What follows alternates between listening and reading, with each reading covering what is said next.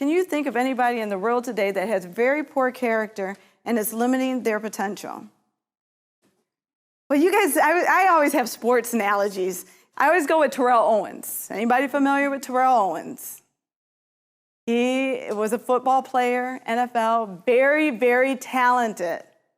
Not one NFL team will touch him because he causes too many problems in the locker room, on the field, and in the media, at home, and wherever else you want to put him.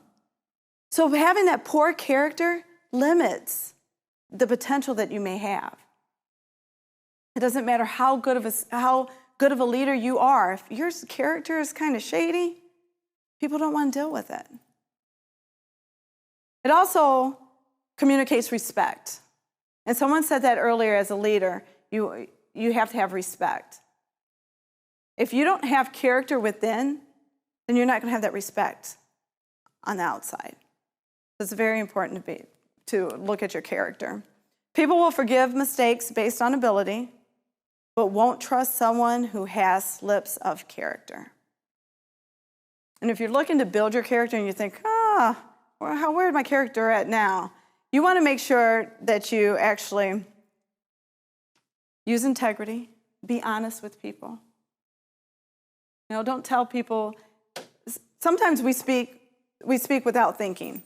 So we have these ideas and we say these ideas that involve someone else, and then next thing you know, we're changing things up and it doesn't look true. You go from one thing to the other. Remember when I said, hey, if you're not going to follow through, go back and communicate that?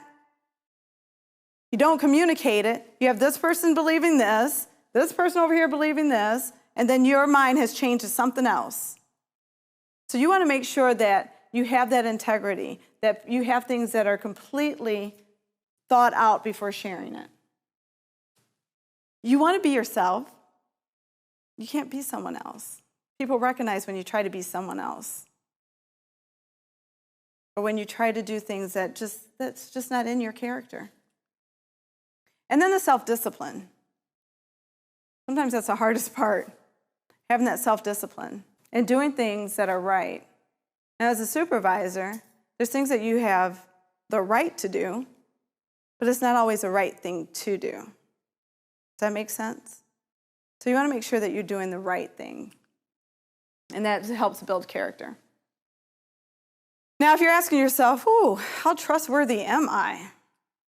These are some things that you can ask people. And again, this can be here at ASA. It can be at home in your house. It can be at your church, in your community. Ask this: how open are other people with you? So the people, your coworkers, how open are they with you? The people that you supervise, how open are they with you? How open are your kids with you? Do they openly share opinions with you, even the negative ones? If you have a yes man that's sitting there and everything that you've said, and they're like, yes, that's a great idea, that's a great idea. They don't trust you enough to say, Bob, that you might want to try something different. Or what about this? Because everyone in this room is smarter than just one person in this room, right? So you want different opinions from other people. And if you're not trustworthy, people aren't going to give you those opinions or their ideas. Do they give you bad news as readily as good news? I would march right to my boss's office every time something comes up, good or bad. I wanted to be the first to share it before anyone else got to her. Do they let you know what's going on in their areas of responsibility? These are great questions to ask yourself about the people you supervise, about the people you lead, about the people in your home, in your community, so forth.